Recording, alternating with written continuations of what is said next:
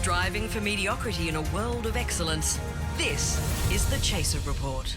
Hello and welcome to the Chaser Report for Friday the 29th of July. I'm Charles Firth and with me today are Dom Knight. Hey! And Sami Shah. Music festival goer Sami Shah. Yes. Popular youth music enthusiast Sami Shah. So you went to Splendour in the Mud. I did indeed. In the last few days. I was in Hipster Passchendaele, as it's called. Yes. And did you go for the whole time? Like, was it the... No. So basically, for starters, I want to make clear this is not a thing I do. I don't normally go to music festivals. I don't hang out in muddy areas. I don't even camp. I don't like that shit. It is not for me. I judge people who enjoy it. In fact, I am so far away from it. It's definitely not a thing that I put myself out for ever. However, my partner was invited to be a part of some event over there. And they have so I don't know, have you guys ever been to these things? Now, Sammy, I have walked in your footsteps before because back when I was slightly more relevant and the Chaser was slightly more relevant, we got invited to a thing called the Splendour Forum. Right. Which was a weekend of talks and shenanigans and camping and fun. It was some of the best weekends I've ever had in my entire life. And we don't get invited to that shit anymore. Now it's people like Sami Shah who get invited. Not even, actually. So I was a tag-along. It's this weird thing where a music festival which has amazing bands on all the time, for some reason has a tent where people talk. And for even more bafflingly, people come to it to watch people talk. I don't understand it. Do they though? But I was happy to turn up. Well, they did to our event, so I was happy to turn up and get... Basically, we just drank vodka backstage at the Forum tent for 3 days. And it was some of the best fun I've ever had. Exactly. Okay, so basically, if you haven't been to Spend in the Grass, it is a festival of music, 3-4 days of just the best hipster young bands that I've never heard of. I'm more of a blues fest kind of guy, Sure. I realized. And they've got this weird tent in the corner where I'm assuming it must be a tax write-off. Yeah. Where if you're a music festival, you pay certain amount of tax, but if you're a arts and culture festival, you probably pay even less tax. And that's why there's this tent in the corner where young people who need a break from the music and want to just take a nap can walk in and watch a live version of Q&A because that's what you want to watch at a fucking music festival. Are they still doing the live version of Q&A? That's hilarious. Yeah. And there's just random worthy green senators being boring. Exactly. That's largely what it was. There was a green senator whose entire energy, I can't remember his name to be honest. His entire energy can be summed up as high school debate champion. There was a Labour representative that no one knew or cared about. There was a Liberal Party representative no one knew or cared about. There was a Teal because now Teal is basically the new token. And you got to have a Teal person in every room. And then there was just a random friend of mine who's just there and had nothing to do with the whole thing. And again, 12 audience members, middle of the afternoon. 12? 9 of those.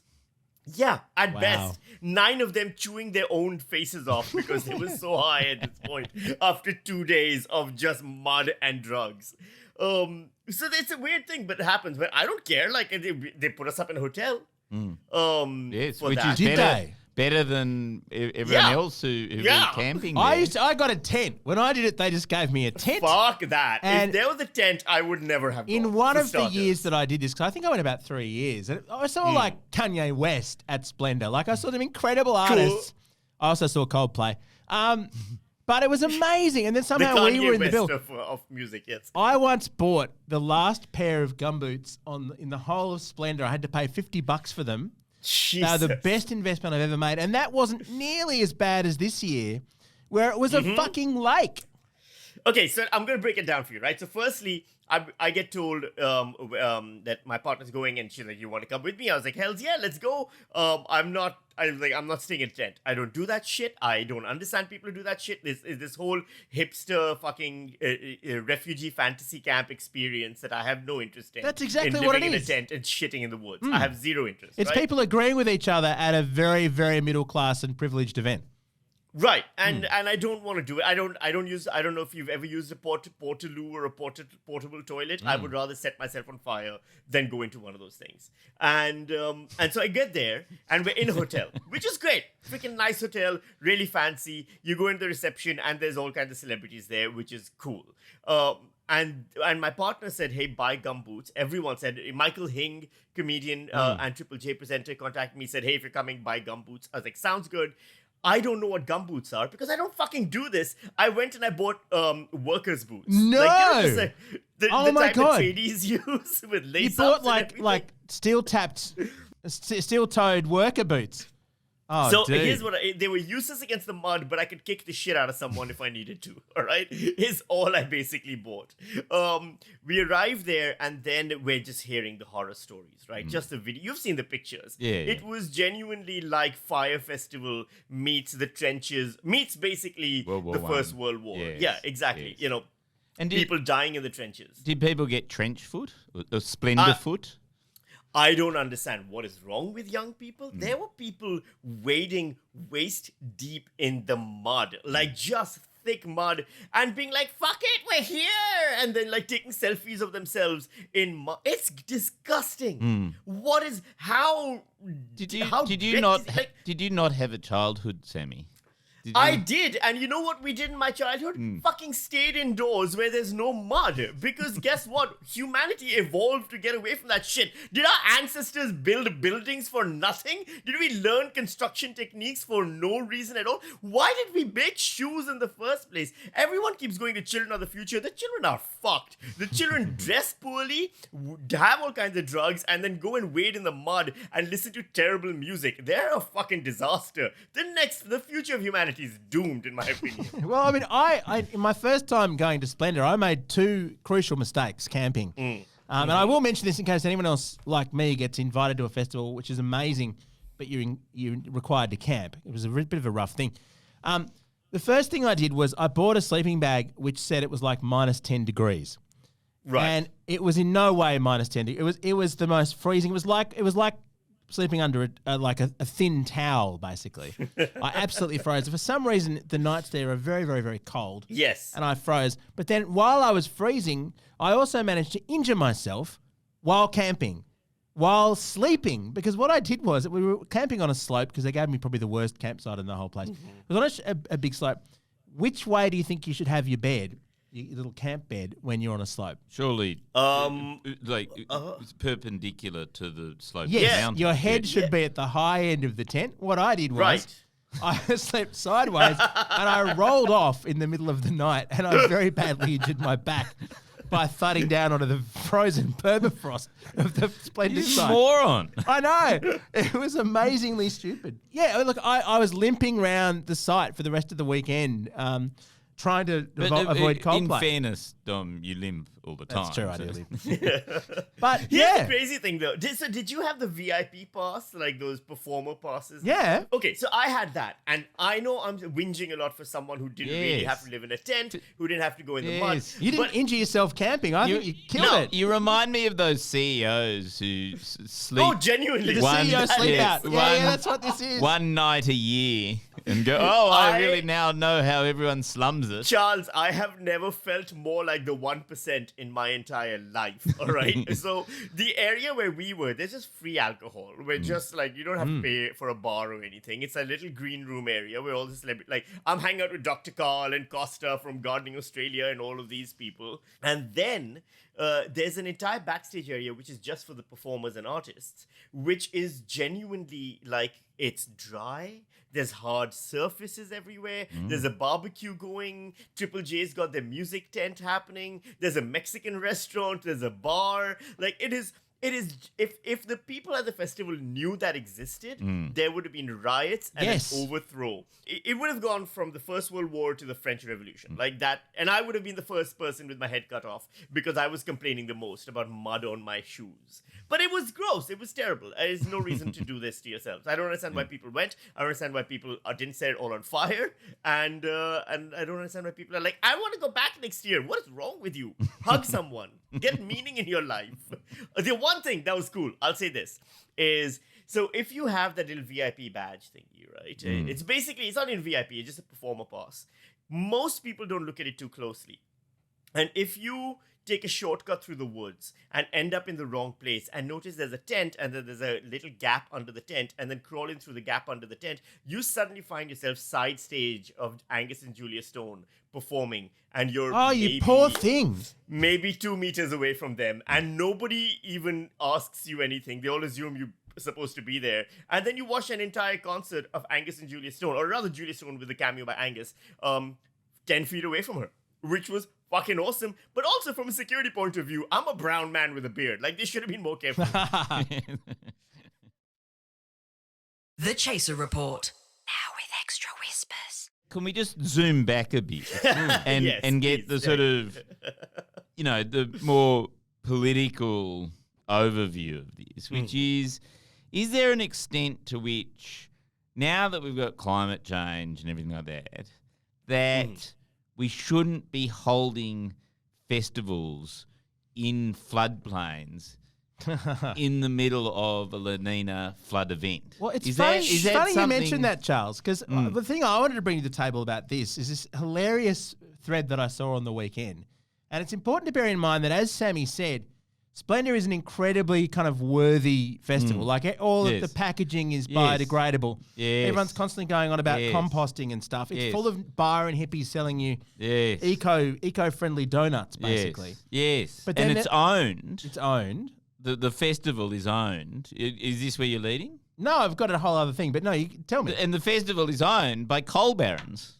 Is it? Yes, it's owned by Oh, really? coal interests. Yeah, people who own coal mines. Yeah, that's who own Splendour in the guy. It's a total greenwashing Yes. sort of exercise in performative progressivism, where you're encouraging the youth of tomorrow to sort of ignore the facts in front of their faces about the absurdity of holding a stupid event in a stupid place. Everyone's flown You know, in. it's Everyone's it's- flown into it. It's essentially, yes, it's the most carbon unfriendly thing run by carbon unfriendly people, but it's sort of making the next generation do something that actually ignores reality. But so this I think is- it's this a is the sort of hilarious it's thing. a propaganda exercise by coal interests. There's a local green, and because everyone in Splendor's like, we're really eco-conscious. Like, Yeah. it's the kind of As it's we the kind of destroy event- this field. It's the kind of event where, like, there's an event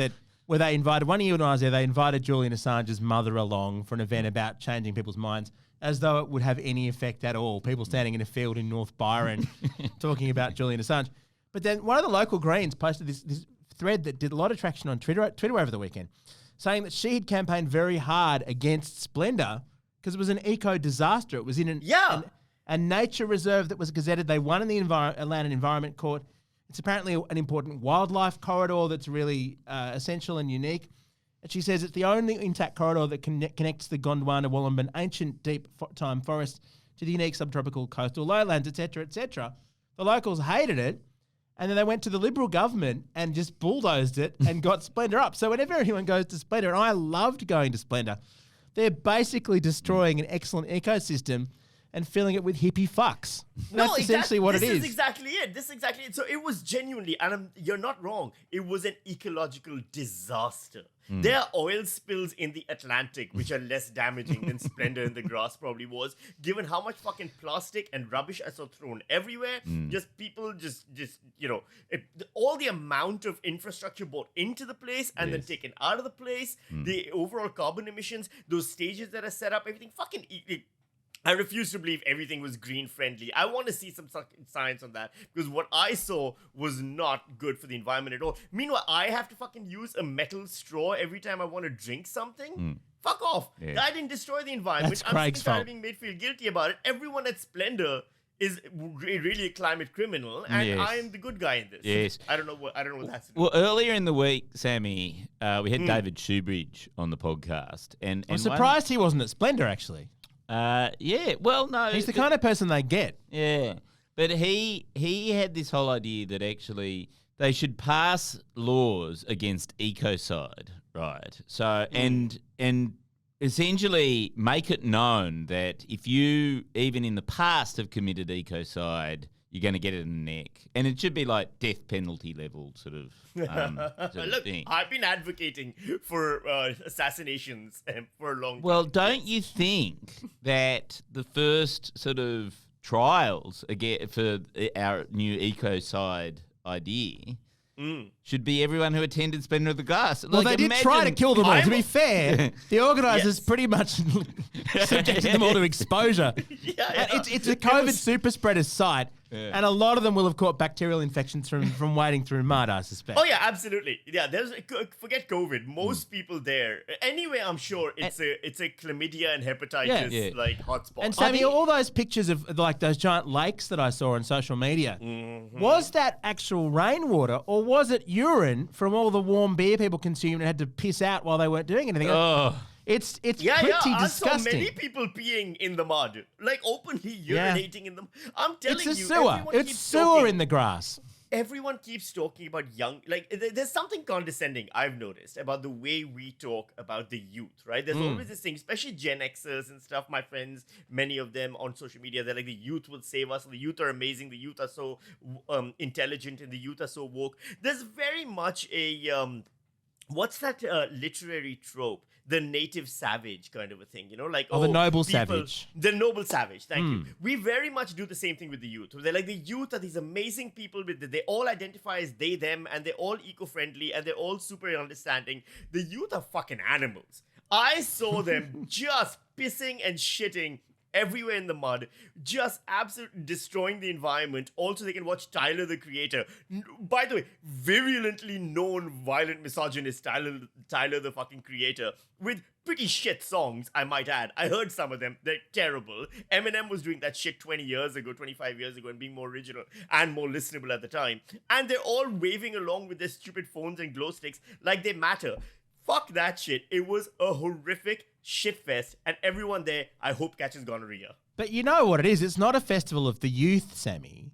It's a festival of Triple J listeners, the most heinous and noxious group known to humanity. No one young. We've seen the ratings. No one young listens to Triple These are J. people. These are people who listen to radio. It's bad songs constantly interrupted by fuckwits doing shout outs to people. That's what Triple J is. I know many Triple J presenters, or all of them have white hairs in their beards at this point. There isn't a single young person involved with Triple J, listening to Triple J, working at Triple J, creating content for Triple J. Triple J at this point is just another medical term for back pain.